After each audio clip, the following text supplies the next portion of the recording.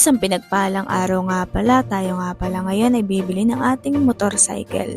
Ito nga palang Honda ang aming napiling bibilhan ng aking motor. Kaya tara, samahan niyo ako.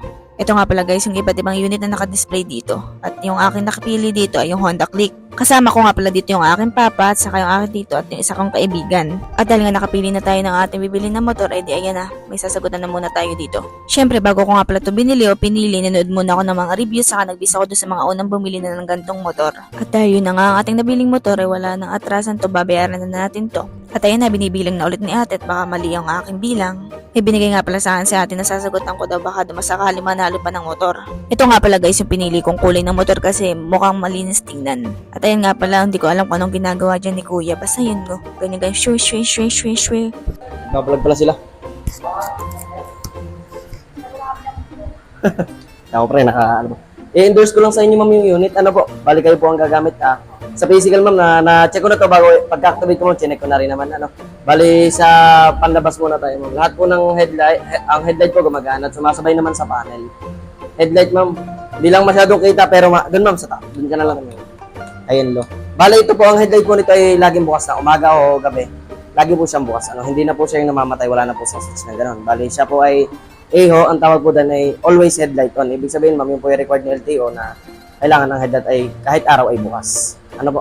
Sa signal light naman ma'am, sa gumagana naman po yan. At-check ko na rin kanina. Sumasabay naman po sa panel. Ito pong kabila. Sumasabay rin naman po sa panel. Busina naman, mas pinalakas po yung busina nito compared dun sa version 2. Mas mahina po yung busina nito. Mas malakas na po yung busina nito. Bale, napili po nyo pong click ay click standard. Ito po ay click version 3 2024. Standard po ito. Bale, ang version 3 po natin na limited ay ito po. Nakulay po tayo. Ito po yan. Bale ma'am, sa naman, ito naman po ay may charging port din. May na po ito. May charging port po ito. Kagandahan po nito, USB type na po ang charging port niya. Ito po. Bale, USB na lang po isasaksak nyo, hindi nakabibili ng voltage. Po. Bale, dalawang cellphone kayo nito sa loob. Halimbawa, mag-charge kayo, pero isang socket lang po ang meron siya. Mas maganda ma'am, halimbawa, mag-charge ka ng cellphone, buhay ang makina. Naandar. Kasi once na maganto lang po siya, tapos nag-charge po kayo, ang malolobat naman po ay battery natin. Mas maganda po ay buhay. Para nagkakarga yung battery, nagkakarga po sa cellphone. Po. Tapos ang pagkasaraman po ng upuan nito ma'am, ito po ay hindi mo na kailangan tuktukan or tuunan mo lang dito ma'am sa pinakadulo para madlugod. Ma'am. Tapos ang seat niya ma'am, wala na dito, nandito siya. Pag itinabat mo siya sa seat, yan nasa seat, pipindutin mo lang siya, automatic, magbubukas na yan. Po. Ang U-box naman natin ma'am ay kasya ang half face helmet. Po, pero yung full face hindi po kasya. Half face lang. Try natin lang. Okay ma'am, dito ulit. Tapos mapaliwanag ko rin din po yung warranty. Ma'am, ang warranty po nito, ang kasama ay makina at saka wiring. Ibig sabihin po, bagong labas si motor natin sa kasa ngayon, once na nagka-problema po yung ating motor ngayon, halimbawa nagka-problema, pagkalabas nagka-problema, maingay ang makina, pwede nyo pong ibalik dito para ma-warranty natin. Pero sa 10 nirelease naman po namin, walang nagkakaganon. Si Honda po ay sigurado sa kanyang motor. Bali, halimbawa ma'am, nagkaganito, habang under warranty, 2 years warranty, habang under ng Honda ang motor, under warranty pa, huwag na huwag kang magpapa-service sa iba kahit cash. Meron kasi tayong sinusunod na warranty. Ibig sabihin ma'am, halimbawa ma'am, nagpa-service ka sa labas, nagpa-chinsul ka sa labas, nagkaroon ng problema ang makina.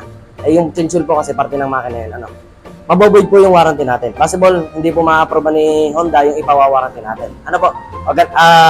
Once naman po napawarranty yung ating motor, nagkatama, halimbawa, nagkaroon ng problema, pag nakawarranty po yung ating motor, ina-advise po ni Honda na wag mo nang gagamitin yung motor hanggang under warranty pa. Halimbawa po ma'am, ini-warranty natin yung loob ng makina, may tama, papalitan po ni Honda yun, wala pong babayaran.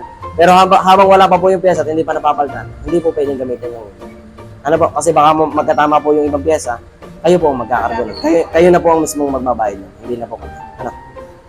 Sa wiring naman po, kalimitan, nagpapakabit tayo ng mga ilaw, yung sa mini driving light, yung mga ganun, yung NDA lights. Pwede naman po yun, walang problema. Po, basta walang mapuputol na wire. Kasi once na may naputol na wire po, mag-check engine po yan. Tapos pag dinalan nyo po dito, possible, maboy din po yung warranty natin. Kung gusto nyo po magpakabit ng ganun, nagkakabit naman po ang mekaniko natin ng ganun. Magpapa-estimate na po kayo kung anong gastos ang kailangan ninyo. Ma'am? May tanong pa kayo. Tubeless type na po ang gulong natin, ma'am. Tsaka kung tinatanong nyo po ang hangin ng unang gulong, nandito po, dito nyo makikita. Gulong. Ang hangin po ng unang gulong natin ay 29. Sa gulong ng po ay 33. Ibig sabihin po, sa huli, 33 kasi inaangkasan po natin. Sa una po ay 29 lang yung hangin. Pag magpapahangin po kayo, may sukat naman po yan. Ano? Standard naman po yung nilalabas natin sa kaso. May tanong ka pa ba? Pag wala naman, pumirma ka na ng resibo sa akin. Okay na. At dahil okay na nga at na-demo na ni Kuya, ay peperma na tayo dito ng resibo. At ayan na, okay na. May pre nga pala silang 1 liter gasoline kaya pinapultang muna namin to bago umuwi ng bahay. At ayan na, uwian na. Maraming salamat po sa inyong lahat, sa inyong suporta. Lalong-lalo na kay Lord. Salamat po.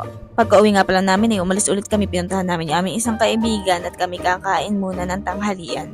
Dito nga pala kami kumain sa aming paboritong kainan, ang Chicken Street. Located siya sa barangay Ibabang Palale, Tayabas City. Tapos tumambay nga lang pala kami saglit dito sa may Ninongs. Ayun nga pala si ma'am na sumama sa akin kanina pagbili ng motor, napagod siya. Kasi ayun nga pala isa kong kaibigan, ininom pa nga niya yung drinks ni ma'am, na hindi niya alam kasi tulog-tulog si ma'am eh. Maraming salamat nga po pala sa inyong suporta, kundi dahil sa inyo ay wala po akong ganito at higit sa lahat ay ako nagpapasalamat kay Lord sa lahat ng blessings at salamat din kay Honda.